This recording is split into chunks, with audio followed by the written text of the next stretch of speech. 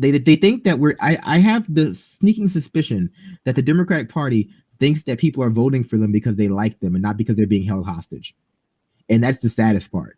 I think that they might have convinced themselves that people actually like their policies and that people care about them and people like Hillary Clinton when a large part of the population was being held hostage by her.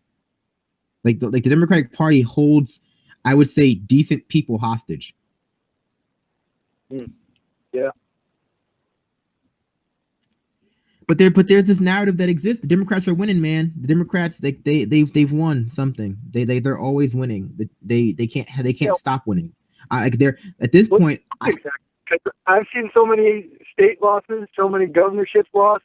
I mean, what are we, 2 states away from them calling up for a constitutional convention? No. That's not what I mean by winning. I know that under Obama, they lost record numbers of seats all over the place. Governorships, state legislatures, Senate seats, the House. I'm assuming they also lost bake sales.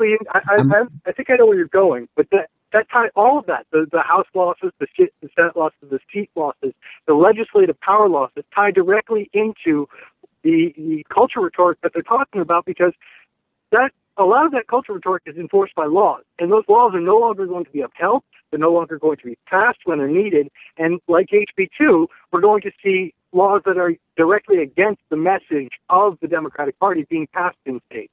So now you'll have Pyrrhic victories where you say, okay, we're going to repeal HB2, but we're just going to get rid of the trans part. We're never going to get rid of the anti-worker portions of the bill.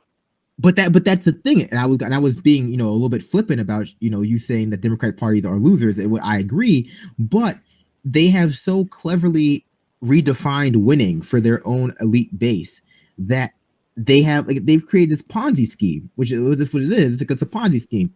Like, they have established the bar so low that these points of victory, like they just move the goalposts. Like, oh well, we lost all these seats, but we had a black president. He was cool. He could shoot a great J. It's like that. Like, that's the victory of the past 8 years. Forget the expansion of the drone war. Forget the fact that we're bombing 7 countries or 9. I think it's 7. I'm sorry, that's my smart effort. I know off the top of my head, but shame on people for doing it. But I should know off the top of my head. It was 26,000 bombs dropped in 2016 on 7 countries, roughly 3 hours every day for 24/7. The past year, the Democrats have conditioned the Democratic voter to believe that these very, very small symbolic victories, as defined by the culture war, having a black president, nominating a woman, having a quote unquote diverse whatever party, paying lip service to the problems of minorities, being socially liberal but economic conservatives, is winning. Even as they lose record numbers of seats, even as they lose amazing amounts of power, even as the economy tanks, even as all these things happen, the Democrats still feel like winners because they adopt this sort of very elite intellectual smugness that, well, we might be losing everything. We might have lost the presidency, but we're smarter than they are. Like, look at Donald Trump with his fake tan and his weird hair. Like, we're so much smarter than them. So really, the real victory is, like, who cares? I said, come on, guys. It's like the game is up. People are asking this question, like, do we want to, like, are we integrating ourselves into a burning house by trying to work with the Democratic Party? No, guys. The house burned down 20 years ago. Sorry to inform you, but the Democratic Party, as a structure that's worthy of being inside of, as a house, it's no longer on fire. It burned down with Clinton. Clinton burned it down, and now what we're becoming acutely aware of, now that Obama's gone, now that Obama's no longer the cool person in the White House, and this is not an advocacy for Trump, obviously, but what we're becoming aware of, that now that Obama's gone and Clinton is not going to be in there, even if Clinton had been in there, is that the illusion is gone, and now people are seeing that the Democratic Party it's an empty, it's a burned out shell. It's a burned out shell of what it used to be, and all that is left is lip service to FDR, lip service to JFK, like all of these lofty ideals that are devoid of actual action when it comes down to it. And like they don't ever do anything. And people are wising up. The Democratic Party is an empty promise. The Democratic Party positions itself as this as like the last line of defense from between the American people, an American oppressed classes, and the Republican Party, but they are woefully inept at actually fighting them because they don't actually try. And the thing that they should fight them on, they don't. And the things that don't actually matter so much, they fight them half-heartedly. But like, what can you do? Like, the Democratic Party is a burnt out husk of its former self. They at this point it becomes a question of whether it's worth rebuilding a house or building a new one.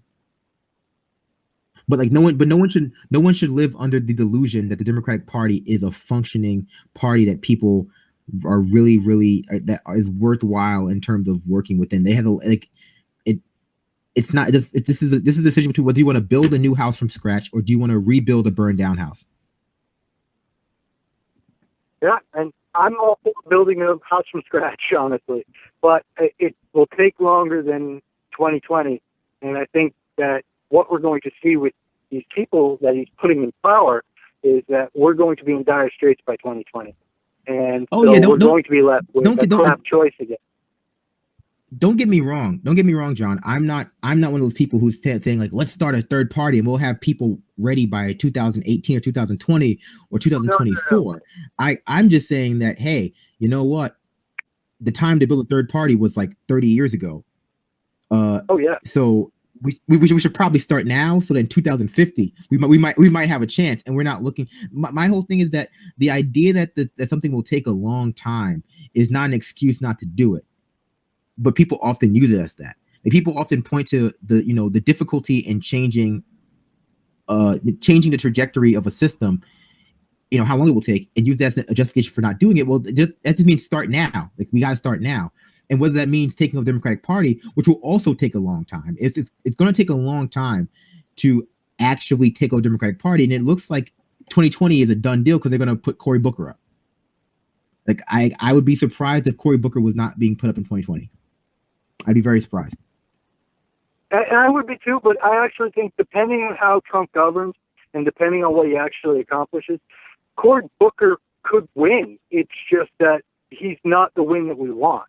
And he's not the win that the Democratic Party needs in order to move forward to gain all those seats that they lost in the House, in the Senate, in the state legislatures, in the governorships. Cory Booker won't give them that. He might give them a national level win, and that's a big might. But he won't give us the win to get the power back to allow for progressive values to become normalized again.